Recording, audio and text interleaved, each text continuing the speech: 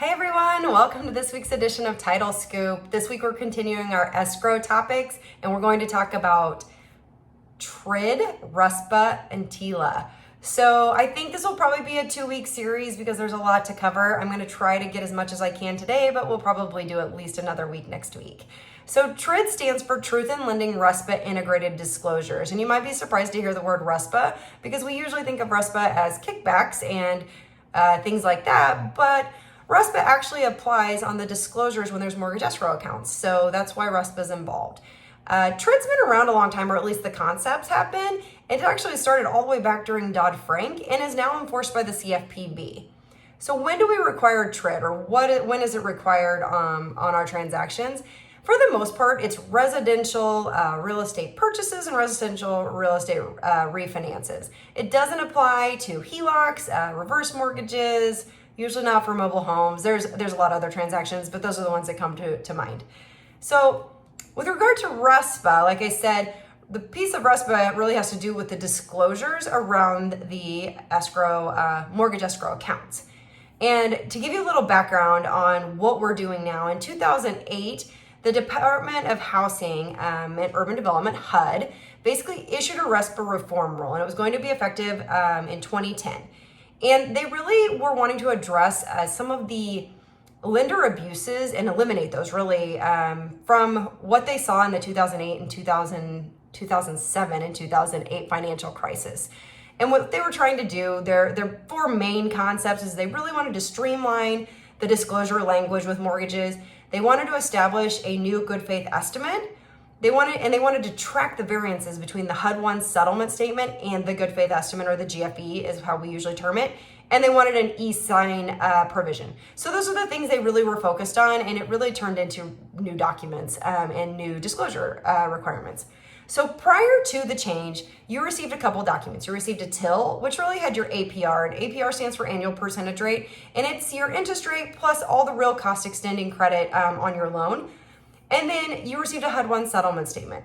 The HUD-1 settlement statement was the primary closing settlement statement that we used for years on residential real estate transactions. So we all got really used to it. And I know a lot of us were really nervous before the change, but since it's happened, I think we're all used to it and we've all adapted well. The HUD-1, just as a side note, can still be used on transactions as long as it's not a TRID transaction. So you still see it from time to time and you'll have lenders require it. So after the reform, and so starting in 2010, the consumer started receiving new documents. And what those are is the new documents are the loan estimate and the CD. And the loan estimate integrates the former, and replaces actually, the former RUSPA GFE and the initial TIL. And it sets out a good faith estimate of the credit cost of the transaction and the terms. And it has to be in writing, and then again, we're going to talk about the lender sending that out in a minute.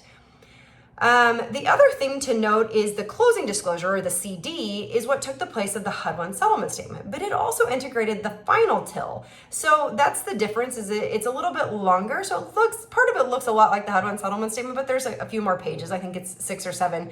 And it has both of those documents integrated into one. When I first saw it, I wasn't sure, but after I got used to it, I actually really liked that all that information was in one place, and I didn't have to dig through my closing package to find my TIL or some other form that I was looking for.